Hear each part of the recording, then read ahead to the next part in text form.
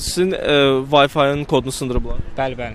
Siz hardan bildiniz ki, sındırıblar? Wi-Fi-nin gücündən biz məsələn özümüz girmək istəyəndə alınmırdı. Biz getdik elə bil KTV-də bizdə Wi-Fi. Getdik onlardan soruşanda dedilər ki, sizdə bu qədər adam girir də. Ondan sonra bildik ki, sındırıblar. İndi bir çoxlarının internet məkanından istifadə zamanı qarşılaşdığı problemlərdən biri də məhz şəxsi Wi-Fi kodlarının sındırılmasıdır. Belə ki, istənilən şəxs xüsusi proqramlar vasitəsilə mənzillərdə quraşdırılan Wi-Fi kodunu deşifrə edib internetdən sərbəst istifadə edə bilər. Lakin Wi-Fi istifadəçilərinin sayı artdıqca internetin sürəti də azalır. Siz hardan bildiniz ki, sizin Wi-Fi-nin parolunu oğurlayıblar? Yani internetin hızı düşüyor.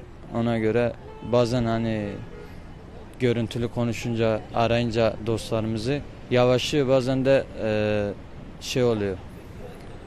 Hani kullanılmıyor, iptal oluyor.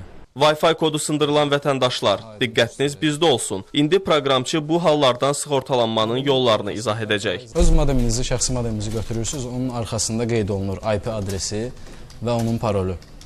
Brauzerdə Chrome, Opera, Mozilla və s. kimi brauzerlərdən daxil olub, öz IP adresini daxil edirsiniz, 192.168.1.1. Daxil olandan sonra ora parol bölməsi gəlir. Admin, qeyd edirsiniz.